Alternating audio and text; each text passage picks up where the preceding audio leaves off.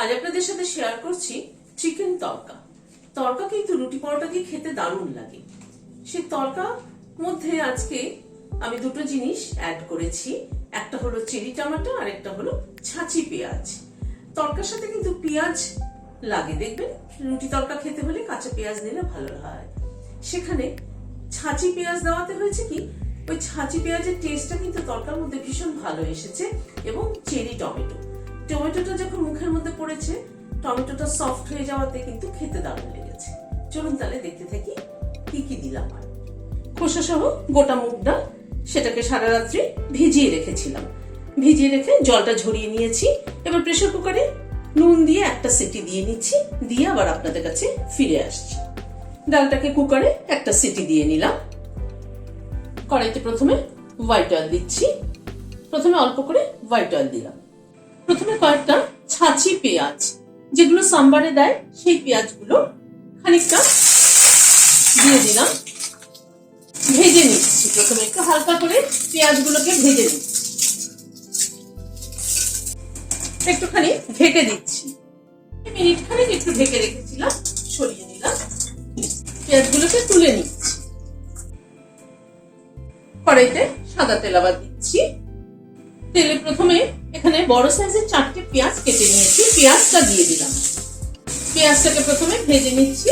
তরকারি কিন্তু পেঁয়াজ, রসুন, আদা সবকিছুর পরিমাণ যদি ঠিক না হয়, তাহলে কিন্তু তরকা টেস্ট হয় না। সেই জন্য সবকিছুর পরিমাণটা কিন্তু খুব বুঝে দিতে হয়। ডাল আন্দাজে সেইভাবে প্রপোর্শনেটলি পেঁয়াজ, আদা, রসুন ব্যবহার করতে হয়। আমি এখানে ডাল কিন্তু এই 150 গ্রাম মতো ডাল ভিজিয়েছি, তার জন্য আমি 4টে পেঁয়াজ ব্যবহার করলাম। অনেকদিন ধরেই তড়কা খেতে ইচ্ছা করছিল। রাত্রিবেলা দেখবেন রুটি বা পরোটা দিয়ে তড়কা খেতে কিন্তু দারুণ লাগে। আর সেটা যদি চিকেন তড়কা হয় তাহলে তো কোনো কথাই নেই, দারুণ লাগে খেতে। তাই ভাবলাম আজ তড়কাটা আপনাদের সাথে শেয়ার করি। তাতে কিছু একটু টুইস্ট এনেছি, একটু অন্যরকম টেস্ট আনার জন্য একটু টুইস্ট এনেছি তড়কাটার মধ্যে। পেঁয়াজটাকে হালকা ভেজে নিলাম। পেঁয়াজের কালারটা খালি চেঞ্জ হয়েছে। এখানে বড় টেবিল চামচের 1 টেবিল চামচ আদা বাটা দিয়ে দিলাম। এরকম বড় 1 চামচ উঁচু উঁচু রসুন বাটা দিলাম। আদা রসুন দিয়ে পেঁয়াজটাকে আবার একটু কষিয়ে নিচ্ছি। আদা রসুনটাকে দিয়ে এই মিনিট খানেক একটু নাড়াচাড়া করে নিলাম। 200 গ্রাম বোনলেস চিকেন ছোট ছোট কিউব করে কেটে নিয়েছি, দিয়ে দিলাম। নুন দিয়ে দিচ্ছি, হলুদ দিচ্ছি পরিমাণ মতো, কাশ্মীরি রেড চিলি পাউডার দিলাম। সবকিছু দিয়ে চিকেনটাকে এবার মশলার সাথে কষিয়ে নিচ্ছি। এবার চিকেনটাকে একটু ঢেকে দিচ্ছি, চিকেনটা কুক হোক।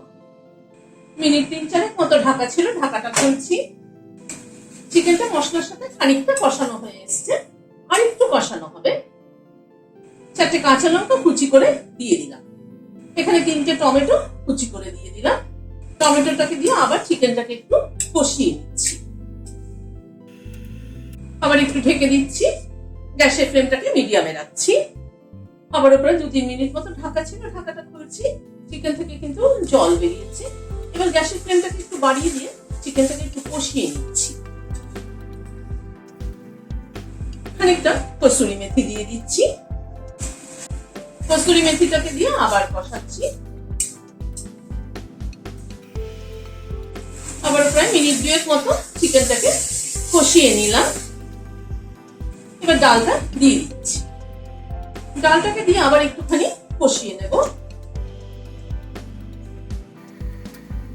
ডালের সাথে কিন্তু ডাল সেদ্ধ জলও কিন্তু খানিকটা দিয়েছি আমি, কারণ ডালের জলটা কিন্তু অবশ্যই দিতে হবে, ওটা কিন্তু ফেললে হবে না। ডালটা দিয়ে কিন্তু চিকেনের সাথে একটু কষাতে হবে। ডালটাকে দিয়ে চিকেনের সাথে মশলার সাথে প্রায় 5-6 মিনিট সময় ধরে কষিয়ে নিলাম। ডাল সেদ্ধ যে জলটা সহ দিয়েছিলাম, সেটাকে যদি পুরো না কষিয়ে শুকিয়ে না ফেলে যদি এইভাবে নামিয়ে ফেলতাম, তাহলে কিন্তু তরকার টেস্ট হতো না। পুরো জলটাকে কিন্তু আমি দেখুন টানিয়ে ফেলেছি, ডালটাকে পুরো চিকেনের সাথে কষিয়ে নিয়েছি। এবার তরকার কনসিস্টেন্সিটাকে ঠিক করার জন্য অল্প একটু গরম জল অ্যাড করছি। কেউ যদি শুকনো শুকনো খেতে চান তাহলে কিন্তু জল আর অ্যাড না করলেও হবে। আমি অল্প একটু জল অ্যাড করছি। একটু এরকম সেমি গ্রেভি থাকলে খেতে ভালো লাগে বেশি, আমার কাছে তাই মনে হয়। এবার লাস্টে এই ছাঁচি পেঁয়াজ যেটা ভেজে রেখেছিলাম সেটা দিয়ে দিলাম, দিয়ে মিশিয়ে দিচ্ছি। এই পেঁয়াজটা দিয়ে কিন্তু তরকাটা খেতে কিন্তু দারুণ লাগে। এমনিতেই দেখবেন তরকার সাথে কিন্তু একটুখানি কাঁচা পেঁয়াজ হলে ভালো লাগে। এই ছাঁচি পেঁয়াজটা দিয়ে কিন্তু দেখবেন তরকাটা খেতে দারুণ লাগে। খানিকটা কসুরি মেথি একটু রোস্ট করে নিয়েছি, দিয়ে দিলাম। কয়েকটা চেরি টমেটো দিয়ে দিচ্ছি লাস্টে। এই চেরি টমেটোটা কিন্তু তরকার সাথে মেখে খেতে কিন্তু দারুণ লাগবে। এই জাস্ট মিশিয়ে দিচ্ছি, দিয়ে একটু ঢেকে দেব। ওই ঢাকাতে কিন্তু চেরি টমেটোটা সফট হয়ে যাবে, তারপরে সেটা তরকার সাথে খেতে কিন্তু দারুণ লাগে। খেয়ে দেখবেন অসাধারণ লাগে। চেরি টমেটোটাকে দিয়ে জাস্ট একটু নাড়াচাড়া করে নিলাম, নিয়ে গ্যাসের ফ্লেমটাকে বন্ধ করে দিয়ে ঢেকে দিচ্ছি। Standing time 5 minute. ততক্ষণে কিন্তু টমেটোটা সফট হয়ে যাবে।